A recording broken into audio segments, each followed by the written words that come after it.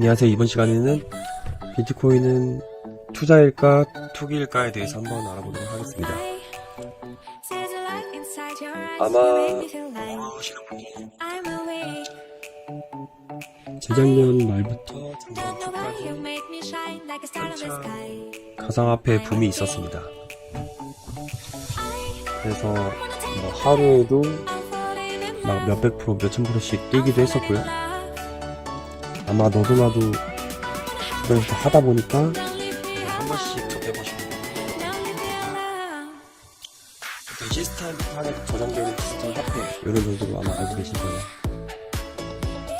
그러면은 비트코인이 과연 무엇인가, 가상화폐, 암호화폐 어떤 게 맞는 말인가, 또는 뭐 비트코인은 투자일까 투기일까 이런 부분에 대해서 한번 짚어보도록 하겠습니다.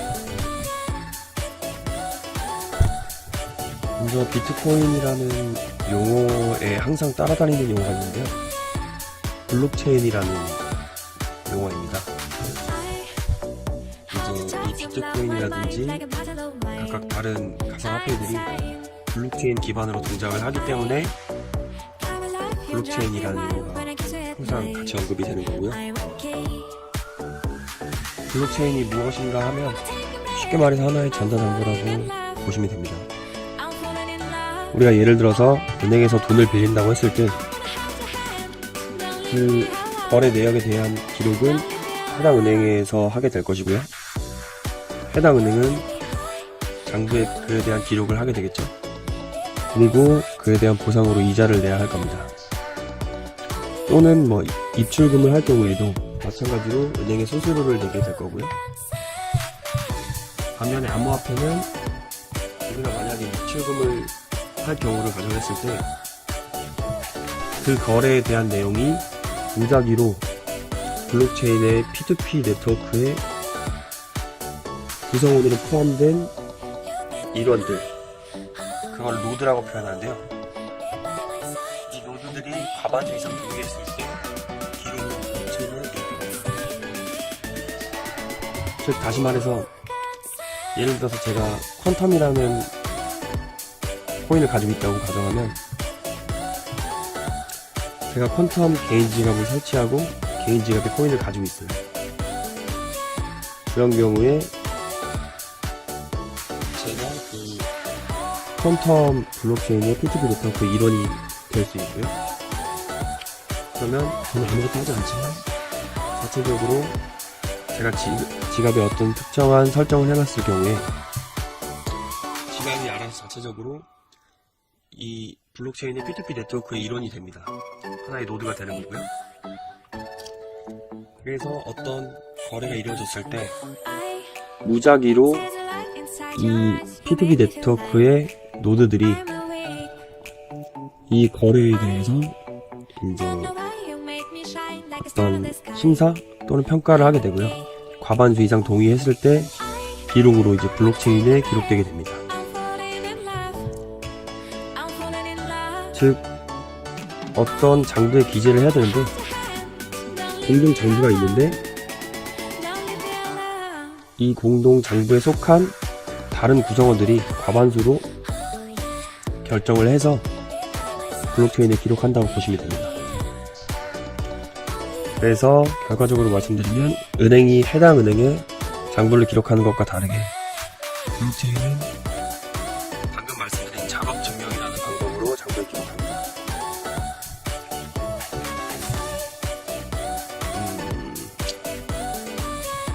이제 블록체인의 어떤 일련의 행위가 계속 일어나는 이상 노드들의 작업 증명은 끝없이 발생했는데 이 작업 증명을 하게 되는 노드가 보상을 받는 것을 우리가 채굴을 한다고 표현합니다.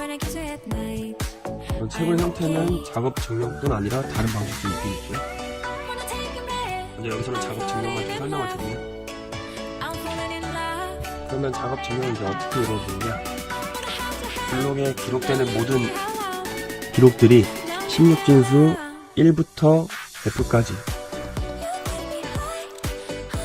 숫자로 이제 암호화 되는데 이 과정을 이제 해싱이라고 하는데요.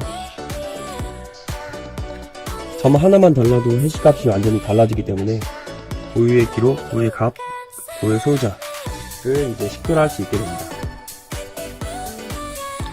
해당 블록은 이제 해시값을 통해서 연결된 모든 노드들의 모든 블록 정보를 한 번에 다 변경을 해야 되고요. 실시간으로 생성되는 블록 정보들을 이제 실시간으로 변조해서 정보를 변경시켜야만 이제 이 블록체인에 대한 해킹이 가능해집니다. 이럴 경우에 매우 큰 연산력을 요구하기 때문에 블록체인 해킹은 불가능하다고 현재까지 알려져 있습니다. 이런 이유로 이제 비트코인으로 대표되는 가상화폐는 암호화를 사용을 하기 때문에 암호화폐가 옳은 명칭이라고 알고 계시면 될 것 같아요. 가상화폐라는 용어는 조금 추상적이기도 하고요. 보통은 업계에서는 뭐 코인판이라고 하는데 코인판에서는 암호화폐라고 불리고 있습니다. 그럼 과연 암호화폐는 투자일까 투기일까? 그냥 뭐 사전적으로만 봤을 때 투자라는 건 뭘까요? 네이버 지식 백과를 인용해 보면 이제 투자란 확정된 이자율의 보장을 받는 저축과 달리 투자의 경우 불확실성이 수반된 수익률이 발생한다 라고 정의하고 있습니다. 불확실성이 수반된 수익률, 즉 이제 수익이 발생할 수도 있고 손해가 발생할 수도 있다는 거죠. 또 투기에 대해서는 이렇게 정의하고 있는데요. 기대한 개발 가능성이 실현을 전제로 부동산의 금전을 투입하는 행위를 말한다. 보통 시장 가격의 변동에 따른 매매 차익을 얻기 위하여 토지, 물건, 재산 등을 매매하는 행위나 부동산에 가까운 경우는 도박에 가까운 이상적, 비정상적인 규모의 이익을 취득할 목적으로 금전을 투입하는 수가 많다. 이렇게 일단 정의가 되어 있는데요. 저는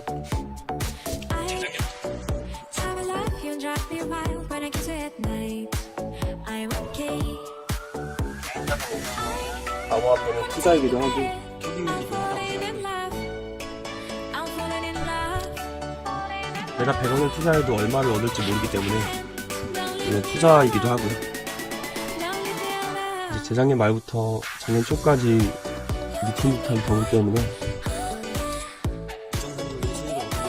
사람들이 볼 때처럼 달려든 거 기억하실 겁니다. 저는 투기성이 강하기도 하고요. 지금은 이제 버블이 많이 빠진 상태인데, 네, 그럼에도 이제 국내 모 거래소 기준으로 하루에 거래량이 2,000여 개 육박하고, 유튜브에도 비트코인에 대해서 검색해보면 하루 이틀 지난 분석 영상들이 2, 3만씩 조회수를 차지하고 있을까요? 개인적인 생각으로는 충분한 분석을 통해서 투자의 성공률을 높일 수 있기 때문이라고 생각하고요. 보통 최근에 나오는 말들은 이제 암호화폐에 대해서 나오는 기사나 얘기들을 잘 들여다보면 기사가 거래소가 해킹당했다거나 내부 직원이 횡령을 했다거나 또는 거래소에서 얼마가 빠져나갔다거나 어떤 코인이 사기였다거나 하는 얘기가 대부분입니다. 과연 이것들이 정말 이 암호화폐 자체에 대해서 안 좋은 걸까요? 이 암호화폐에 대한 부정적인 인식이 왜 확산되었는가 한번 살펴보겠습니다. 첫 번째로 엄청난 거품이 있었다. 재작년 말에 제가 1,300만원 정도 비트코인 캐시라는 암호화폐를 매입한 적이 있는데요. 그때는 이제 한창 버블의 전성기였을 때였고요.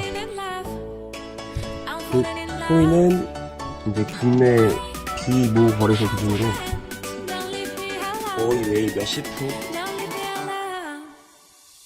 프로 가까이도 상승을 했었고요.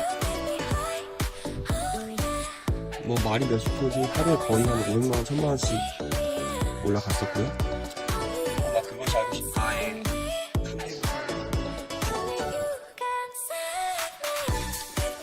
어느 날 뭐 국내 1위 포털 사이트에 해당 코인 이름하고 거래소들 이름이 검색어 순위에 올라오고 꾸준히 상위권을 차지하기도 했었고요. 제가 지금 이 동영상을 찍는 오늘도 비트코인이 네이버의 검색어 1위를 차지를 했었더라고요.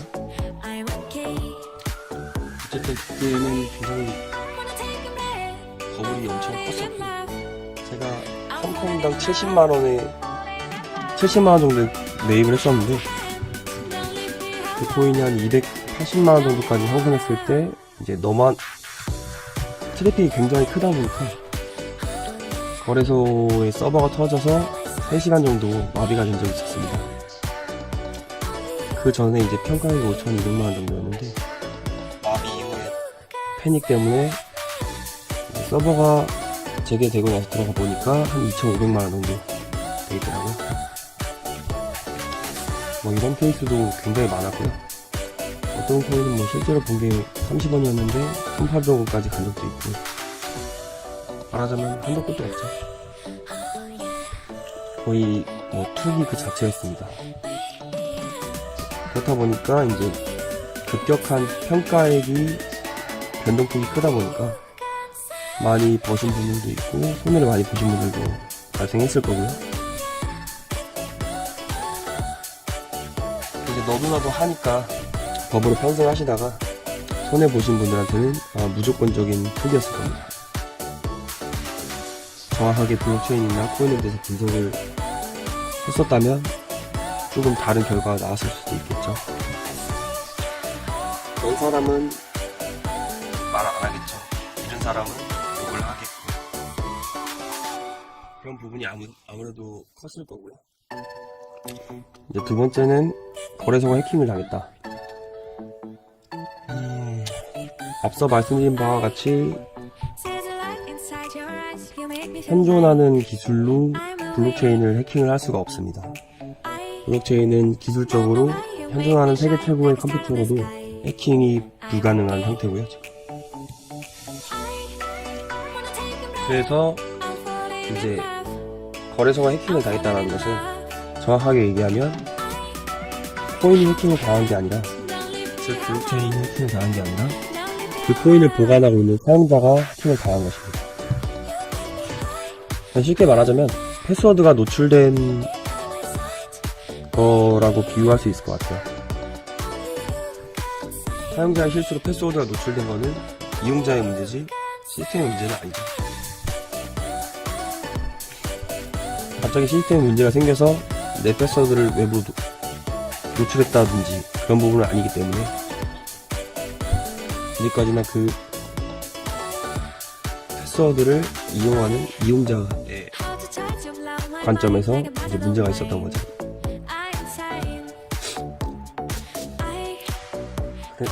그럼에도 불구하고 이제 블록체인 자체, 코인 자체는 해킹이 어렵지만 또 어떤 지갑, 그 암호화폐 지갑에 따른 문제점은 있을 수 있어요.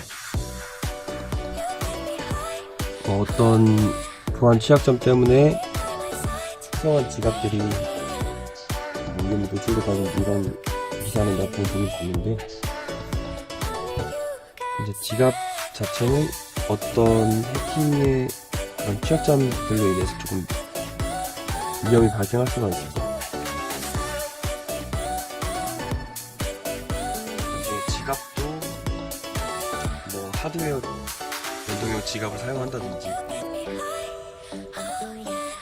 가능하면 인증방식도 OTP를 사용한다든지, 또는 어떤 다른 인증 방식을 사용해서 스펙터 인증을 한다든지, 이런 식으로 자체적으로 보안을 어느 정도 신경 쓰셔야 되는데,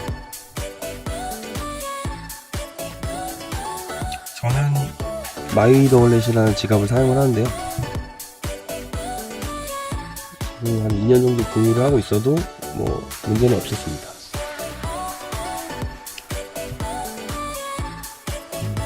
본인이 관리만 잘하면 일단 그런 부분에서는 크게 문제는 없었던 것 같아요.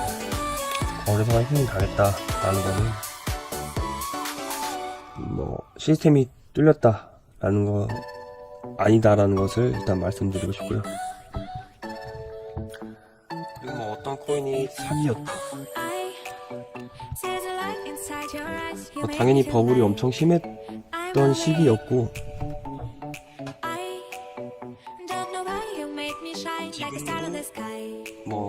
지금은 그렇게 심하진 않지만 그때부터 해서 소위 스캠이라고 표현되는 사기성 코인들이 많이 생겨났습니다.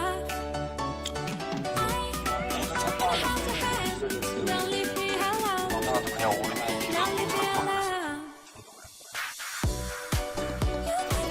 그러다 보니까 적절한 검증과 분석 없이 당연히 사기성이 짙은 코인도 매수를 하게 됩니다. 소문난 잔치였던 거죠. 그러다 보니까 그 피해자가 상당하겠죠. 그러다 보니까 다 사기니 이런 말들이 나오는데 다른 어디나 그렇듯이 코인판에도 사기꾼들은 인기 많은데요.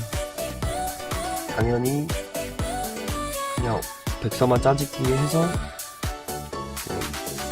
코인이다 라고 만들어 놓고 실체는 없는 그런 허위 코인들도 있기 마련입니다. 코인 자체가 사기인 건 아니었어요. 건실하게 금융기관들이 협력해서 입출금 거래 속도를 올리는 데 사용된다든지 이런 코인들도 많이 있습니다.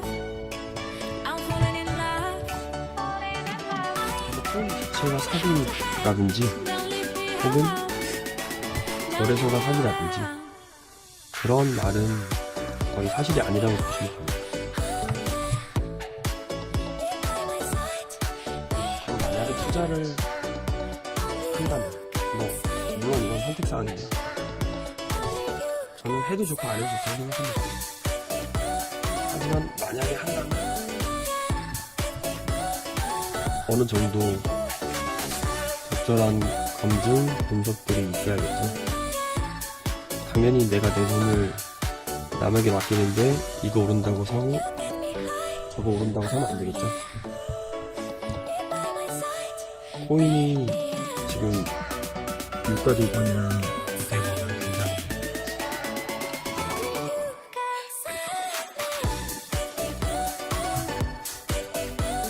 물론 전혀 다른 거긴 하지만요. 분석하는 부분에 있어서는 어느 정도 주식을 분석할 때랑 유사한 점이 많다고 생각합니다. 뭐 주식을 매수할 때처럼 회사의 재무 구조라든지 사업성 또는 뭐 미래 계획 같은 비전 아니면 뭐 성장 가능성 또는 뭐 회사의 빚은 없는가 직원들이 열심히 하는가 뭐 이런 것들을 다 따져봐야겠죠. 조사하면 조사할수록 이제 너무 많은 것들이 있기 때문에 간략하게 몇 가지만 추려보면 먼저 백서의 의무가 있겠습니다. 해당 코인들이 이제 어떤 기능과 역할을 하는지에 대한 기능 명세서라고 생각하시면 되고요. 백서에는 이 코인이 어떤 역할을 하고 어떤 기능을 하는지 이런 부분들이 상세하게 나와있기 때문에 백서가 없는 코인이나 백서를 짜집기 해서 대충 만든 코인들은 먼저 배제를 하고 가야 되고요.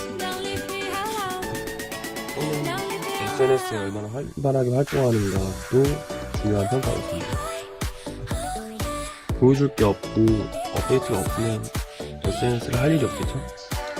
뭔가 업데이트되는 사항들에 대해서 피드가 늘어날 일이 없을 거예요. 지속적으로 활발하게 활동이 이루어진다 라고 하면 그 코인들은 뭔가 활동을 꾸준하게 하고 있다는 거예요. 그러면 뭐 그런 부분들에 대해서 뭐 신규로 투자를 받을 수도 있고 어떤 신규 기술을 개발할 수도 있고 또는 사업성 측면에서 개선이 될 수도 있고 이런 부분들이 있기 때문에 SNS 활동량 등도 좀 체크를 해보셔야 되고 총 가능량은 몇 개인지 가능하다면 회사 규모에 어떤 식으로 운영되는지 등도 살펴보고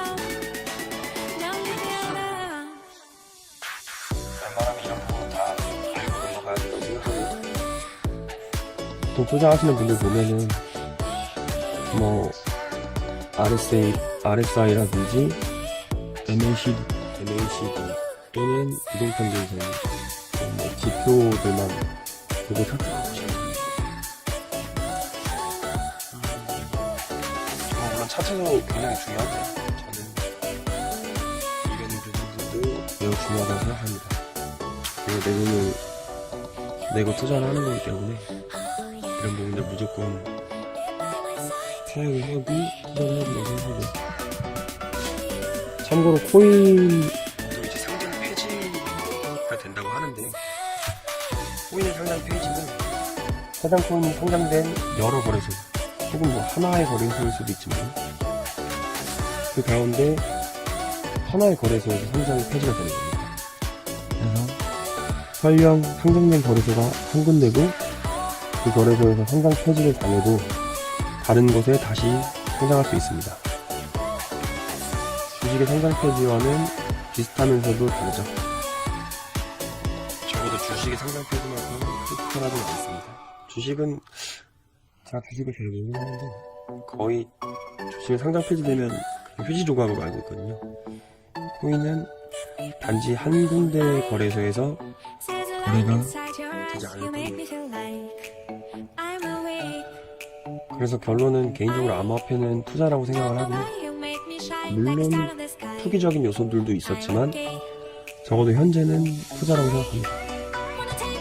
지금은 물론 그렇지 않은 코인들도 있지만 예전처럼 변동폭도 크지 않고 자기가 발품 팔아서 투자한 만큼 어느 정도 보상을 내는 투자라고 생각하고요. 물론 아직까지는 뭐 이제 암호화폐가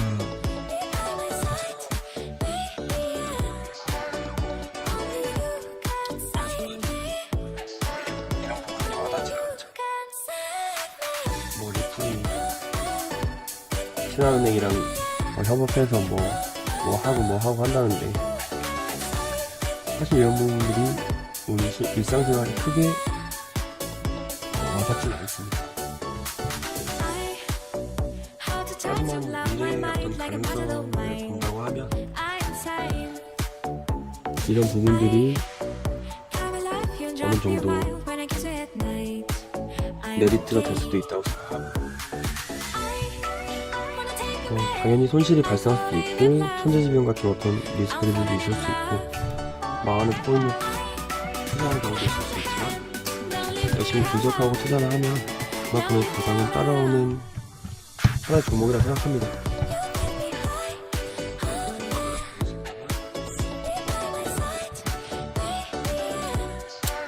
다만 이제 투자해놓고 잠정 적용할 만한 큰 금액을 투자하다 보면 굉장히 일상이 위태로워질 수 있기 때문에 어느 금액을 투자하거나 누군가랑 투자는 삼가하시는 게 좋고요.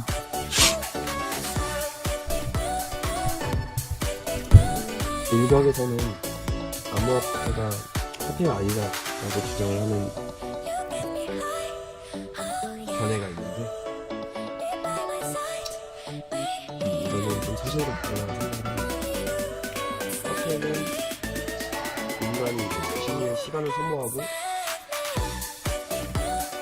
시간을 투자해서 일을 해서 만들어낸 가치를 전달하는 수단이죠. 그렇기 때문에 기물 기능이 있어야 되고 그 재화가 저축이 돼야 되고 어떤 가격의 척도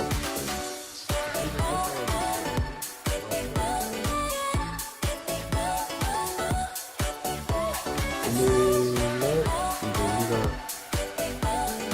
현재로서는 실생활에서 많이 사용되지 않지만 현재 실생활에서 조금씩 녹아들고 있는 암호화폐는 이런 4가지 기능을 전부 가지고 있습니다. 뭐 비트코인이나 이더리움으로 물건을 산다든지 이런 투자를 어느 정도 접해보셨을 겁니다. 지불 기능을 가지고 있고요. 지갑과 거래소에 보관을 할 수 있고 그렇기 때문에 저축 기능이 있는 거고요. 굉장히 작은 단위까지 쪼갤 수가 있죠. 그리고 어느 정도 이제 여러 전 세계 거래소에 그 그 암호화폐 어떤 평균 가격이라는 게 가격의 척도 역할을 하는 거고요. 내가 가지고 있는 화폐와 상대방이 가지고 있는 화폐의 가치가 동일하기 때문에 교환순환이 될 수도 있습니다. 그렇기 때문에 결과적으로 암호화폐는 충분히 화폐의 역할을 한다고 보고요. 물론 우리가 쓰는 종이 화폐처럼 실생활에서 많이 사용되진 않겠지만 어떤 다른 화폐를 보완하는 그런 용도로는 어느 정도 사용이 되게 될 것으로 저는 예측을 합니다.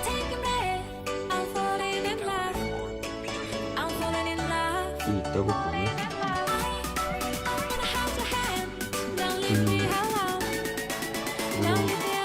뭐 남의 말만 믿고 투자하시면 절대 안 되고, 그리고 이런 투자에 대한 부분도 어느 정도 소명이 있는 거기 때문에 본인과 맞지 않는 사람이 판단이 되시면 절대적으로 안 하시는 게 좋아요. 그래서 결론은 투자는 하되 투기는 하지 말아야 한다. 내가 어떻게 하느냐에 따라서 투자가 될 수도 있고 투기가 될 수도 있기 때문에 투기를 하지 말고 투자를 하셨으면 좋겠습니다.